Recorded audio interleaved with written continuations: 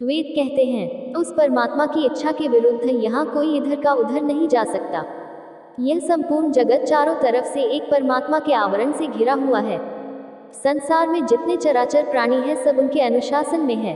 उनकी ही अनुशासन में यह सारा संसार चल रहा है। एक प्राणी भी उनकी मर्जी के बिना एक पग आगे नहीं बढ़ सकता। जो कुछ हो रहा है सृष्टि में उनकी मर्जी से, दुख मिल रहा है तो उनकी मर्जी से, सुख मिल रहा है तो उनकी मर्जी से। यह संपूर्ण विश्व उनकी मुट्ठी में कैद एक मायाजाल है। समस्त संसार उनकी मुट्ठी का एक खिलौना है। इस खेल के रचनाकार स्वयं भगवान है जो यह संसार का खेल है। किसी को धनवान, किसी को निर्धन, किसी के जीवन में दुख, किसी के जीवन में सुख, पद प्रतिष्ठा, बीमारी, यह जीवन का चक्र, यह संपूर्ण संसार उनका खेल है। स्वयं अलग अलग रूप धारण करके इस जगत में वही लीला कर रहे हैं। दूसरा कोई अन्यत्र नहीं इस जगत में उस परमात्मा के सिवा।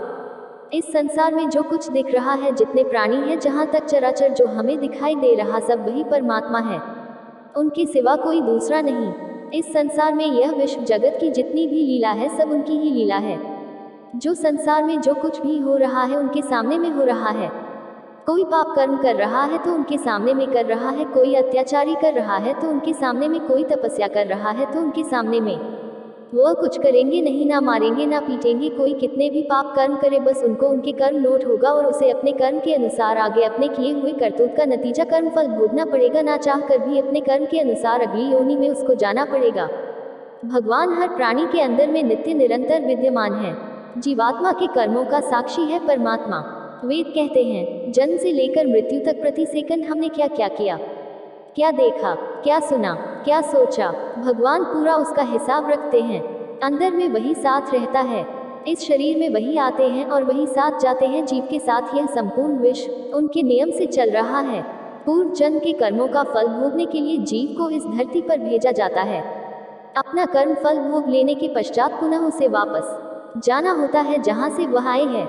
और दूसरा, उसे कर्म करने के लिए पूर्ण स्वतंत्रता छोड़ी गई है, चाहे अच्छा कर ले चाहे बुरा। कोई उसे रोकेंगे नहीं, क्योंकि उसको अपना कर्म फल किसी भी कीमत में रो रो कर भोगना पड़ेगा जो उन्होंने किया है। इसीलिए संसार में भगवान ने उनको स्वतंत्र छोड़ा है कि सत्य को जानकर, स्वयं को जानकर जन्म मृत्यु के चक्र से, दुखों के चक्र से छुटकारा, मोक्ष को प्राप्त करे। लेकिन कर्म फल भोगने में जीव स्वतंत्र नहीं है, वह उसको हर हाल में भोगना पड़ेगा। जीव केवल कर्म करने में स्वतंत्र है, उसे देखने वाला सर्व साक्षी अंदर अंतःकरण में विद्यमान है। जो जो हमने किया है वही घूमकर वापस रिटर्न हमारे पास आएगा, वह कहीं जाएगा नहीं, हम स्वयं के पास आएगा और हमें उसका फल भोगना पड़ेगा, चाहे सुख हो चाहे दुख, दोनों भोगना पड़ेगा। पाप पुण्य का हिसाब जब तक पूरा ना हो जाए तब तक उसे मोक्ष की प्राप्ति नहीं होती। जो अंदर में कर्मों का साक्षी परमात्मा, जिन्होंने लाइव कर्मों को देखा है पूरा जीवन, हमने क्या क्या किया था, आगे हमको कुछ भी याद नहीं रहेंगे, सिर्फ हमारे प्रत्येक कर्मों को भगवान ही जानेंगे। इसीलिए वह साक्षी परमात्मा हमें वह छोड़ेंगे नहीं जब तक हम अपने संपूर्ण कर्म को भोग ना लें। उसको भोगने के लिए हमें वही साक्षी परमात्मा बार बार गर्भ मिलाकर हमको अपने कर्म फल को चुकता करवाएंगे और हर योनियों में वही साथ रहेंगे। जीव को शरीर में वही लाते हैं, वही ले जाते हैं। अपने कर्मफल का हिसाब जब तक पूरा ना हो जाए तब तक वह परमात्मा उनको अपने परम नित्य गोलोक धाम में नहीं रखते। भगवत प्राप्ति की ऊंची अवस्था तक पहुंच जाने पर भी जीव को अपने एक कर्म का फल भोगने के लिए पृथ्वी पर उसे आना पड़ता है, बार बार जन्म लेकर अपना कर्म फल भोगना पड़ता है, चाहे मोक्ष को प्राप्त करने के लिए कई युग क्यों ना बीत जाए। लेकिन कर्मों का हिसाब पूरा होने के पश्चात ही उसे मोक्ष की प्राप्ति होती है, चाहे वह कर्म धोखे से, भूल से क्यों ना हो। अगर मृत्यु से पहले मोक्ष की प्राप्ति नहीं की तो उसे अनंत काल तक बार बार जन्म मृत्यु के चक्र में उसको घूमना पड़ता है। जैसे दिन और रात का चक्र कभी रुकेंगे नहीं, कंटिन्यूअस निरंतर चलता रहता है, ऐसे ही जन्म मृत्यु के चक्र भी ऐसा चक्र है आवागमन, जो कभी रुकते नहीं, निरंतर चलते रहते हैं। जीव को अपने आवागमन चक्र को स्वयं रोकना पड़ता है, उसे कोई रोकेंगे नहीं, ना भगवान ना कोई देवी देवता। इस चक्र से जीव को स्वयं मुक्त होना पड़ता है, अन्यथा मुक्त नहीं हुआ तो वह जन्म मृत्यु के चक्र में अनंत काल तक कष्ट भोगता है, जन्म मृत्यु की चक्की में पिसता रहता है।